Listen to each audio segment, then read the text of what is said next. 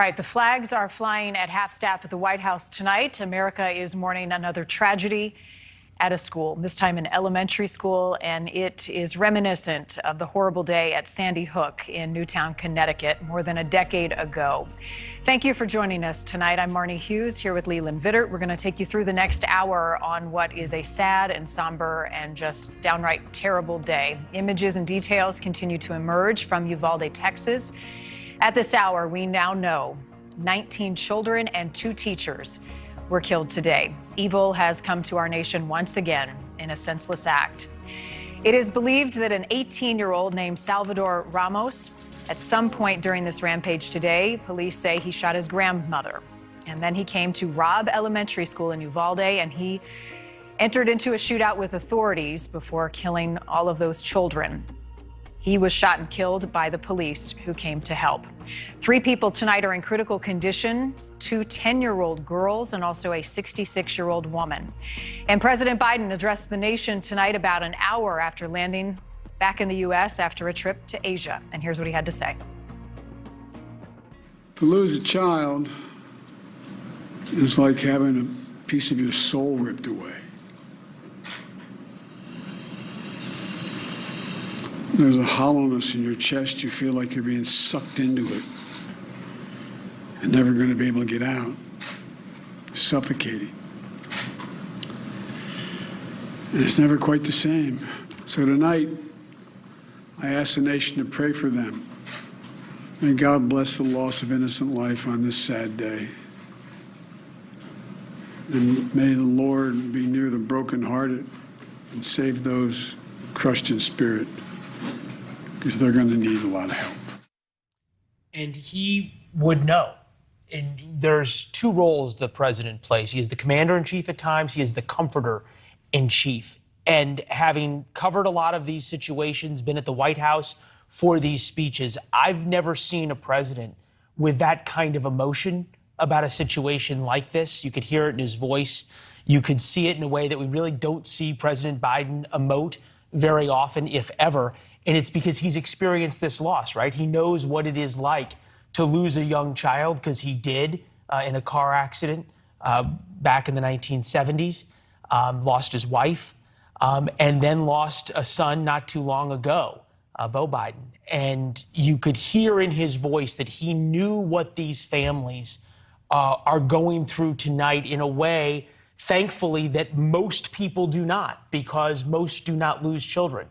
And he is able to connect in that way, in a way I think all of us have reason to spend a little bit of time tonight thinking about those parents and how they're feeling. Yeah, the president spoke from the heart. He spoke as a president, he spoke as a leader, and he may have been reading a script, but it sure as heck didn't sound like it. No. He was speaking as a father who's been through it, who has lived it, and it was heartfelt, it was emotional, it was tragic. And he leaned on his faith, which I think a lot of people tonight are doing, whether you're directly involved, the many families who will forever be changed by this tragic event, or the rest of us who are just trying to understand yet again another senseless act. I still remember the day that we learned of what had happened at Sandy Hook. And I said to you earlier, I felt like my heart went up into my throat and I lost my breath.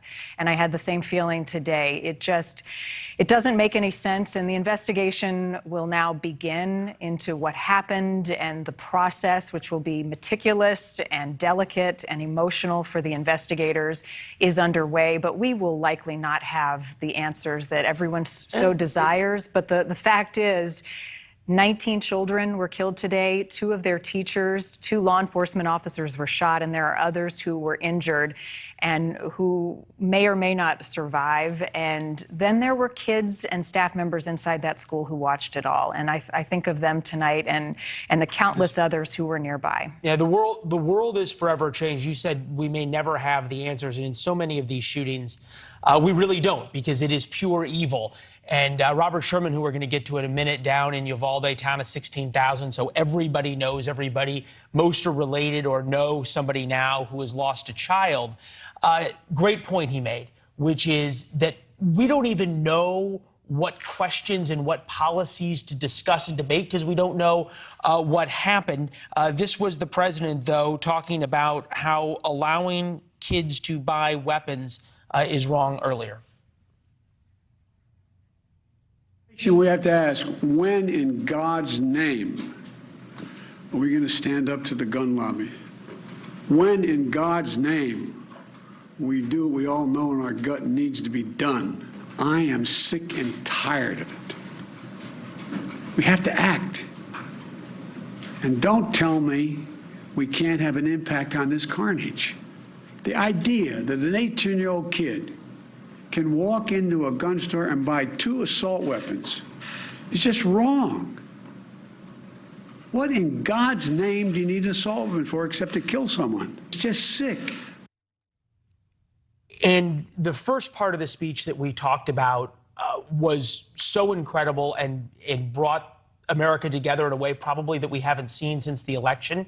And there is going to be a lot of discussion tomorrow, and already is, about whether it was a huge missed opportunity to take this moment and just speak to the emotion of it rather than the politics. As we know right now in Uvalde, there are a lot of families who still don't know if their children are among the dead. Right. And you have to imagine you've got the emotion involved, then you've got the frustration that we're here again. And I think everybody feels that tonight. And that's probably what you saw, the legislative side of change that the president and others want to see.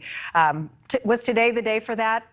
You know, you can debate that until the cows come home. Let's bring in Robert Sherman now, our correspondent on the ground in Uvalde. He has been there for the last several hours talking to witnesses, people who live nearby, and also investigators. Robert, there is quite a bit we've learned about the gunman tonight.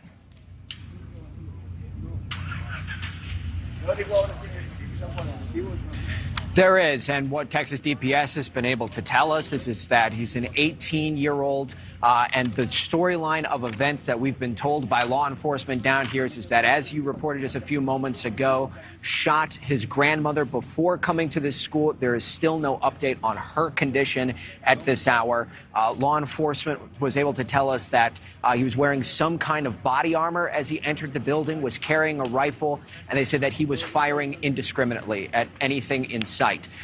The latest numbers that you all have reported on your show, we have just reconfirmed that with Texas DPS. No changes. 19 children killed. 2 teachers killed as well. I also want to make a point. You played the president's soundbite there talking about an 18-year-old being able to walk into a gun store and purchase 2 assault rifles.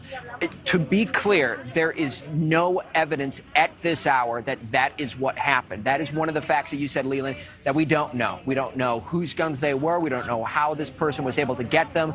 We don't know this person's mental condition.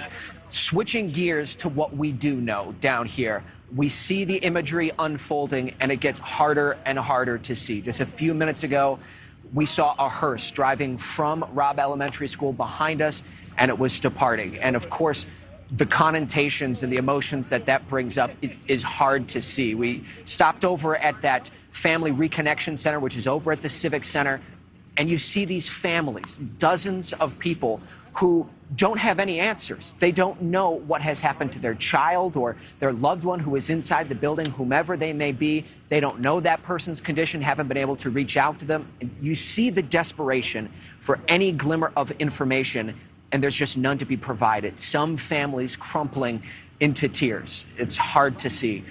Texas DPS Lieutenant Chris Oliveras spoke with NewsNation a little bit earlier today. He talked about that family reconnection process. Listen to what he had to say earlier this evening.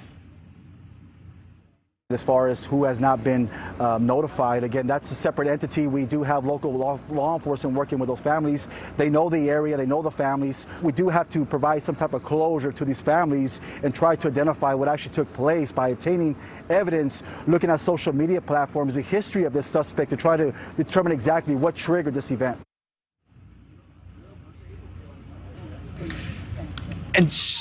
And so that is what we have been seeing down here. It's this mad rush to try and reconnect these families and provide them with the information that they need.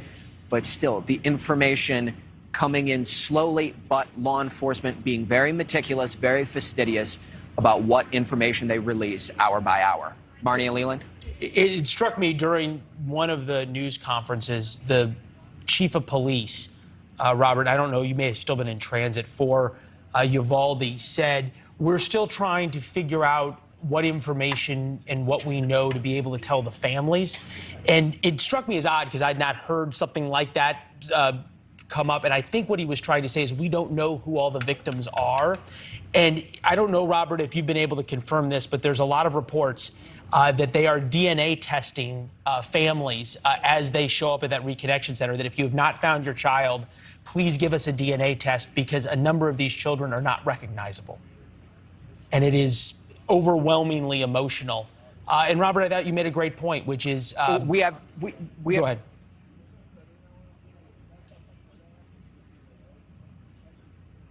Oh, no, I was just saying that that's not something that we've been able to confirm on the ground here. We're still meeting families who are incredulous. They have no answers at this hour. That's still the latest that we've seen from the families that we've spoken with tonight.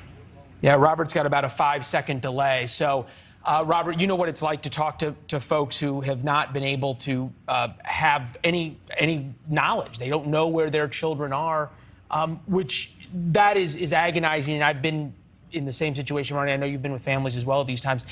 It's incomprehensible what they're going through.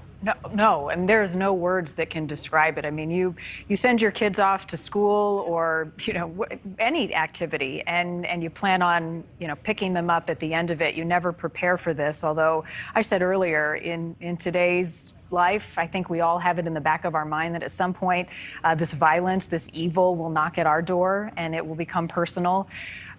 It is senseless, and to not have the answers and to not know if your child has been killed or is injured and you need to be by their side. These are second, third, and fourth graders. I mean, these are babies, and they need their parents, and investigators are doing their best, delicate and emotional as the process is, to get it right, because the last thing you want to do is notify a family and be wrong. Be wrong and not be able to deliver the remains of the child back. You and I were talking earlier, and I think it's an important point to make. There is a lot of discussion out there about the policies on both sides, whether or not something would have prevented this or what to do next or why it hasn't been prevented and the like. One of the reasons it's so easy to have that conversation at times like this is because you don't have to deal with the emotion of what we're talking about right now. It's so much easier to make it political. Since we don't have the answers about what policies would have prevented this, we'll deal with the emotion and then the policies later. Phil Andrew, former FBI agent, national security contributor for NewsNation, is with us now. Phil, take us through what law enforcement is doing. There's not a whodunit. There's not a how did they do it, because we saw. What are the questions left to answer, and how do you go about answering those, not from the victim side, from the suspect side? They're going to continue to comb over this crime scene and recover every piece of evidence, every shell casing. They're going to try to get the trajectory of who was shot, where, and when. And all of that's going to go into their final report to understand exactly what happened, help explain this to the victims and the victims' families, and understand what prevention can take place.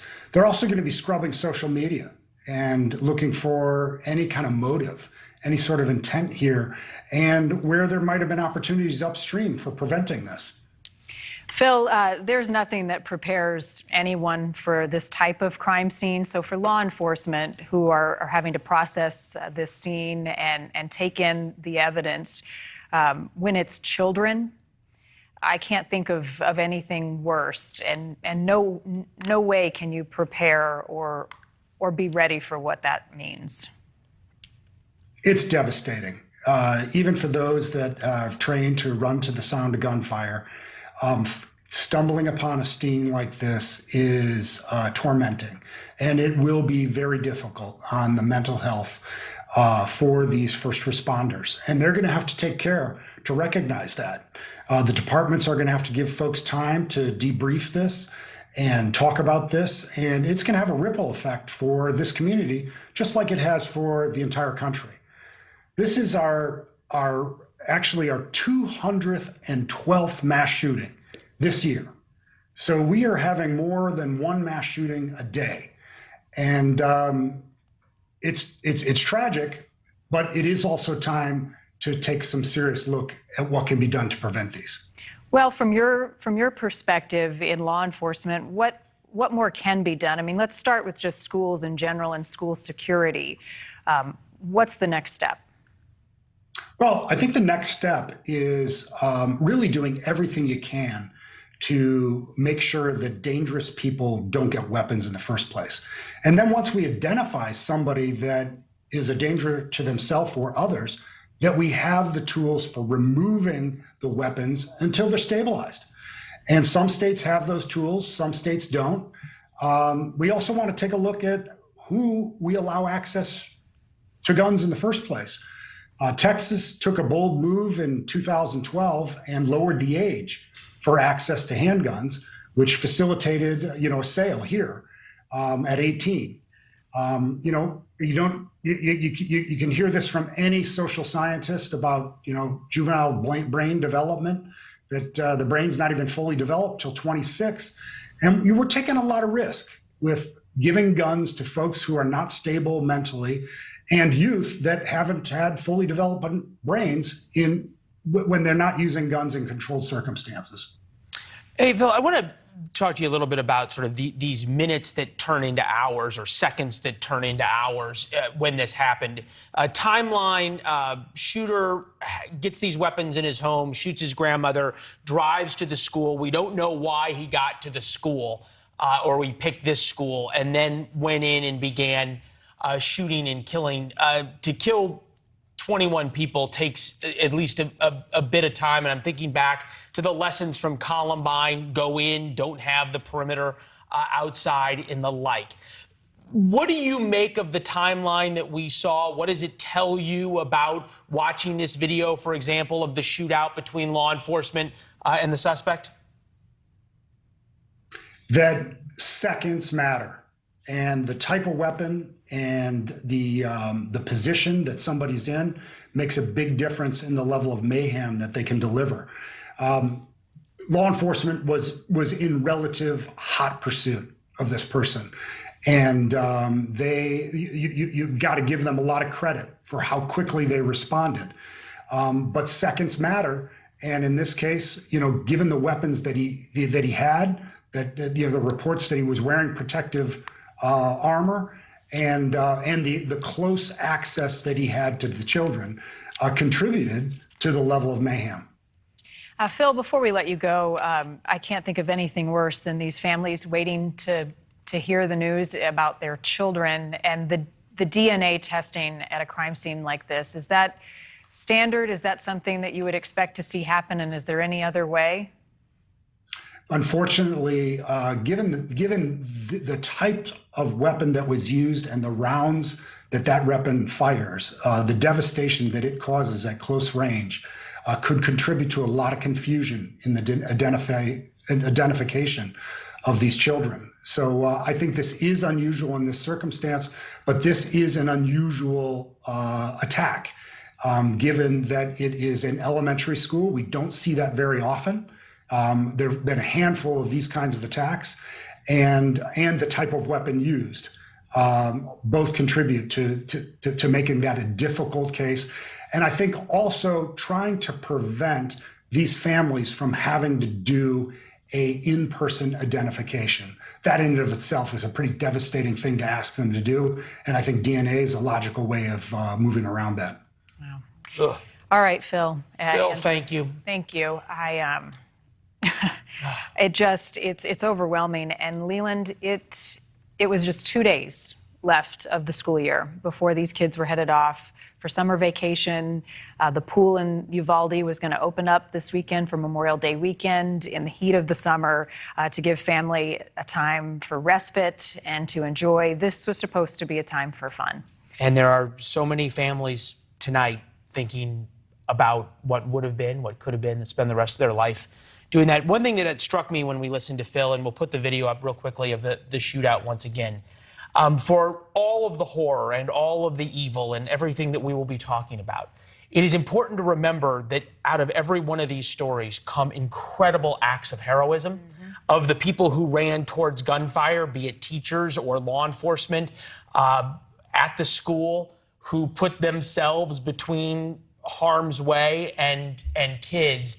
And as we think about the evil, it also does good to remember that there is also true good and true heroes in this world who take on people like that. At the White House, the flags still fly at half-staff this evening in memory. We can obviously expect President Biden to announce at some point that he is going to head to Uvalde and comfort these parents in a way that he can uniquely, both as president and also as a father who has lost children as well. It was less than a week ago that the president was in New York comforting the victims' families after 10 people were killed inside of a grocery store. The NBA also paid its respects this evening to the victims and their families in Uvalde.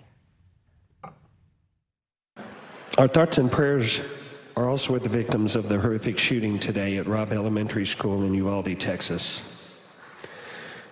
We mourn with their families and friends and the entire community after this unspeakable tragedy.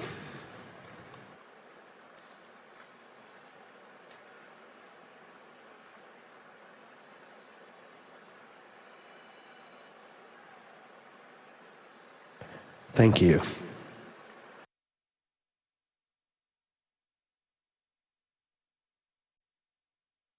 Thanks for watching. Click the red subscribe button below so you can get more of NewsNation's fact-driven, unbiased coverage.